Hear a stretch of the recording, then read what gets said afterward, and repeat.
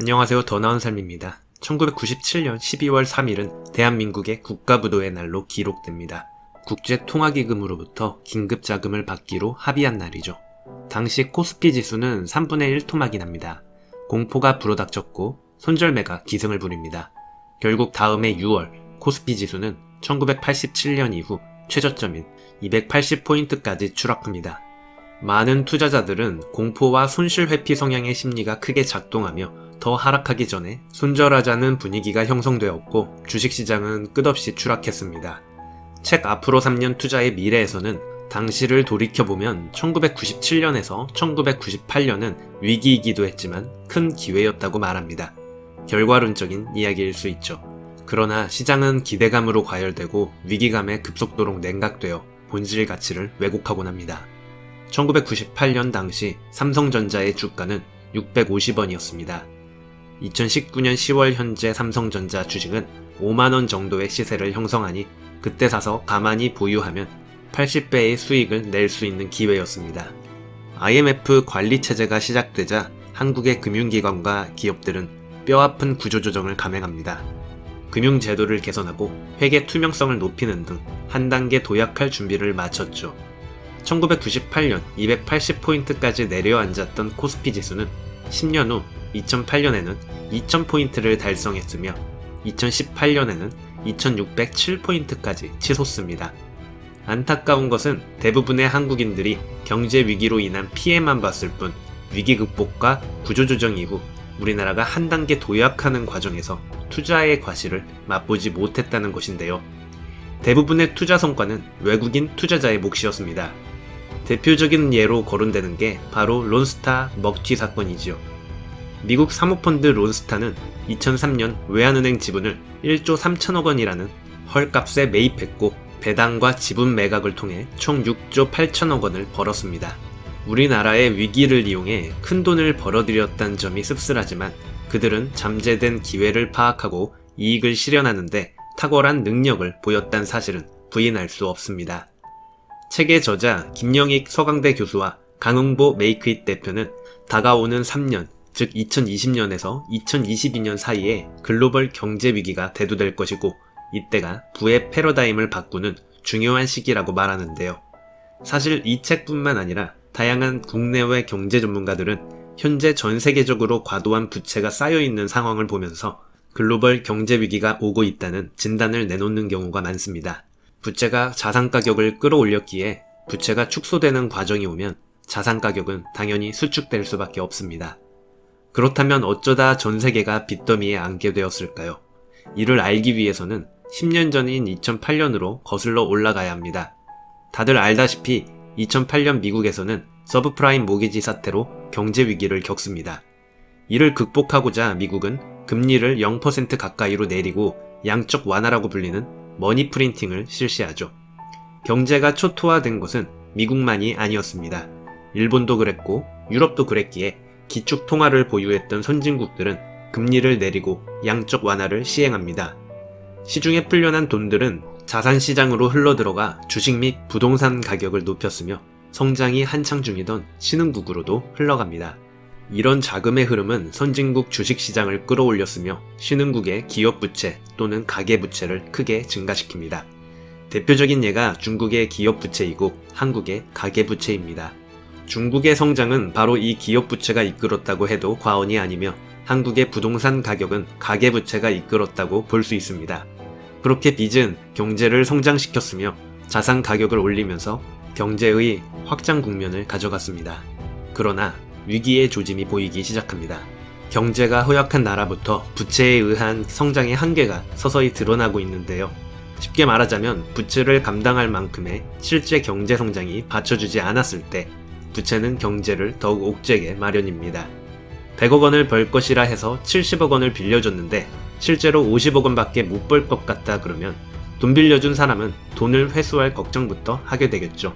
이렇게 모두들 돈을 빌리려는 것보다 돈을 회수하려 들 때 신용은 축소되며 경제는 수축되는 과정을 겪습니다.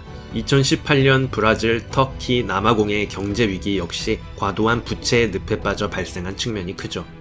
하지만 세계 경제를 침체에 빠뜨릴 만한 진짜 위기는 세계 경제의 큰 축인 미국과 중국에서 올 것인데요. 그렇다면 위기의 신호라는 것은 어떻게 봐야 하는지, 그리고 우리는 어떤 기회를 찾을 수 있을지 하나씩 살펴보겠습니다. 먼저 미국부터 보겠습니다. 미국은 2009년부터 지금까지 역대 최장기간의 경기 확장 국면을 맞이했습니다. 적극적인 재정정책과 통화정책으로 경기를 살리고자 노력했는데, 여기에 유가 하락까지 이어짐으로써 경제 성장률을 높이는데 큰 기여를 합니다. 풍부한 유동성과 초저금리로 인해 미국의 주가와 부동산 가격은 큰 폭으로 상승합니다. 이런 자산 가격의 상승은 미국 소비 시장에 큰 기여를 했을 것이고요. 소비가 늘다 보니 일자리도 늘어났습니다. 2008년 10%까지 올라갔던 실업률은 2019년 5월 완전 고용 수준인 3.6%로 떨어집니다. 여기에 트럼프 대통령은 한술 더 뜨지요. 세제 개편을 통해 소득세를 줄여줬으며 법인세도 35%에서 21%로 큰 폭으로 인하합니다. 그로 인해 경기의 확장 국면을 더욱 끌고 가는데요. 그러나 미국의 경기는 하락을 알리는 지표들이 나오기 시작합니다. 그중 하나가 2019년 5월 무렵 나타난 장단기 금리 역전 현상입니다. 일반적으로 장기금리가 단기금리보다 높습니다. 오랜 시간 투자해주는 만큼 더 많은 수익을 받아야 하니 장기금리가 단기금리보다 더 높습니다. 다만 장기 경제 전망이 어둡거나 불투명하다면 장기금리가 단기금리보다 낮아지는 현상이 나타나는데, 이를 장단기 금리 역전 현상이라고 하지요. 경기 침체의 주요 신호 중 하나로 봅니다. 또한 미국 주가를 산업 생산, 소매 판매, 비농업 부분 고용 등 주요 경제 지표로 평가해보면 2019년 8월 기준 18% 정도 과대평가된 것으로 분석합니다. 아직 미국 경제는 호황이지만 머지않아 수축 국면에 접어들 것으로 내다봅니다. 그동안 쌓아올린 부채에 의한 버블을 해소해야 할 단계로 접어들고 있다는 것이고, 이는 세계 경제 전반에 영향을 미칠 것이라는 진단입니다. 다음은 중국입니다. 2008년 이후 경제 위기를 살린 것은 중국이라고 해도 과언이 아닙니다. 중국의 폭발적인 성장세가 위기를 구출해냈죠.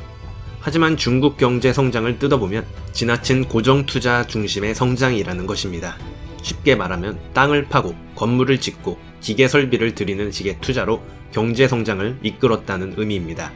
이때 투자금은 자체 조달보다는 은행에서 빌리는 방식이었습니다. 경쟁적으로 은행권에서 돈을 빌려 투자하는 방식은 성장 단계의 국가에서 흔히 벌어지는 일입니다. 하지만 실제 실적이 받쳐주지 못한다면 은행 빚에서 벗어나지 못하게 되는 심각한 상황이 벌어질 수 있습니다. 결국 은행은 다양한 방식으로 구조조정을 감행합니다. 구조조정이 시작되면 산업은 그대로 존재하지만 그 산업 내의 기업은 줄어듭니다. 그 과정에서 경제가 크게 위축될 수 있죠. 그렇게 기업 부채가 해소되는 과정에서 극심한 위기가 발생할 수 있습니다. 책 앞으로 3년 투자의 미래에서는 중국 금융시장을 하나의 투자 기회로 봅니다. 중국은 현재 미국으로부터 환율 조작국에 지정되어 있고 과도한 기업 부채가 경제 성장의 발목을 잡고 있습니다.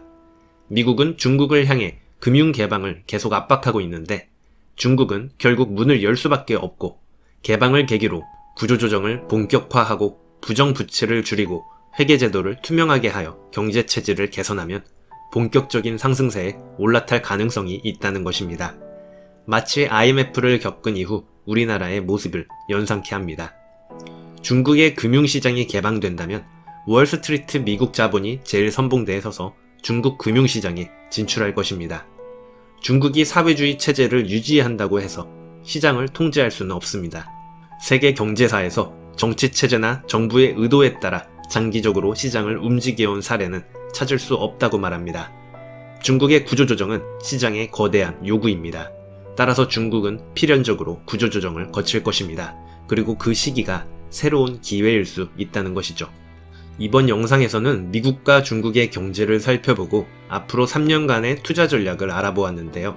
책에서는 국내 주식시장과 국내 부동산에서부터 비트코인, 금, 신흥국 투자 등 다양한 투자 옵션들을 분석합니다.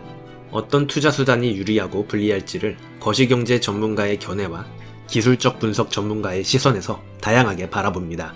국내 경제 환경뿐 아니라 세계 경제도 심상치 않은 분위기입니다. 위기가 정말 올지 안 올지는 두고 봐야 알겠지만 다양한 가능성에 대비하고 그 안에서 기회를 찾을 수 있도록 준비해야만 저성장 시대에서 살아남을 수 있지 않을까요? 이상 더 나은 삶이었습니다.